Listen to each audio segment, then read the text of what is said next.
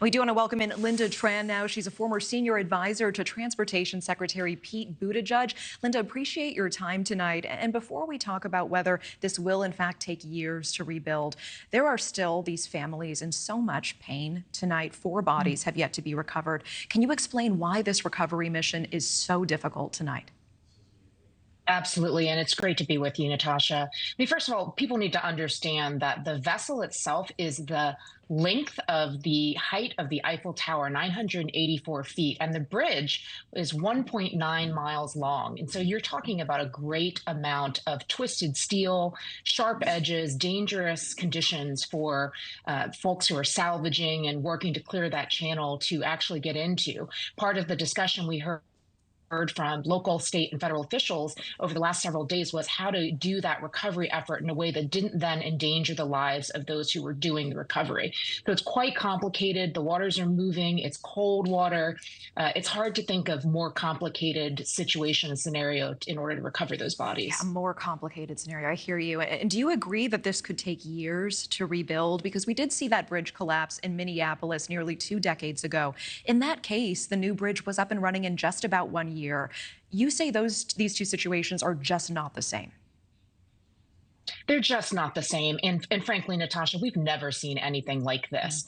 It's a fair comparison to make to that I-35 bridge collapse in Minnesota in 2007. But again, the conditions are just really different here. The amount of debris, the currents, the state of the Patapsco River, all of these things are going to come into play as the officials and the response continues in order to respond to this. As you point out, that particular collapse took 13 months for the bridge to reopen. But I think we've heard from Secretary Buttigieg, from the Deputy Commandant Gauthier earlier this week at the White House, that this should be expected to be lengthy, and it's going to be very complicated, and it's likely going to take years, but candidly, no one knows exactly how long it'll be. And also estimates on how much a new bridge will cost, anywhere from $500 million to $1 billion.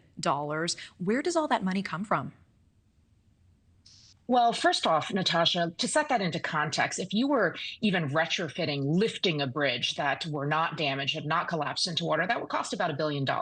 So just to give a sense of the scope and scale of any significant bridge overhaul and rebuild, that's about $1 billion. The money comes from a number of different sources. So first and foremost, the federal government certainly has a significant amount of resources available to bridge projects, in particular as a result of the bipartisan infrastructure law or the Infrastructure Investment and Jobs Act. In fact, we're talking about tens of billions of dollars across several programs, amounting to about $61 billion that is available to states to apply for.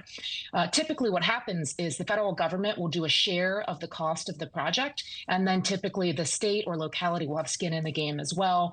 Usually that splits around 80-20. So it's a shared expense overall, and certainly not a given exactly where the resources will come from for this bridge. And before you go, I do want to ask about economic impact here, because billions of dollars in imports and exports went through the port of Baltimore last year. Could we see another crisis similar to the supply chain issues in 2021 that do impact the bottom line, the wallets of people at home?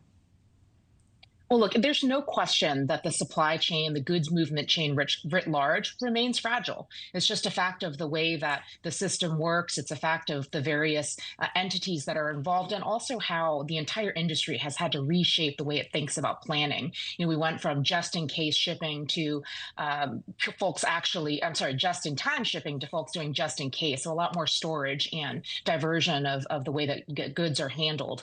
But in this case, it's not exactly what we saw a couple of years ago, where the challenge and congestion was going through the ports of Long Beach and at Los Angeles, where 40% of the goods in this country go in and out of. The significance of the Baltimore port is that it's one of the largest roll-on, roll-off locations in the country. So the impacts will be most acutely felt by the auto industry. It's where a lot of the fleet gets to be processed. That said, you know, this not being the first time that the federal government has had to marshal resources, and the fact that the president has called for a whole of government response to all of this means that things are already underway to minimize the impacts on the supply chain. You're seeing diversions going to the ports of Virginia, the ports of New Jersey and New York, and you're already seeing lots of conversation and communication happening across the entire industry. Thank you for watching. Go to newsnationnow.com to find News Nation on your television provider. And don't forget to click the red subscribe button below to get more of News Nation's fact-driven, unbiased coverage.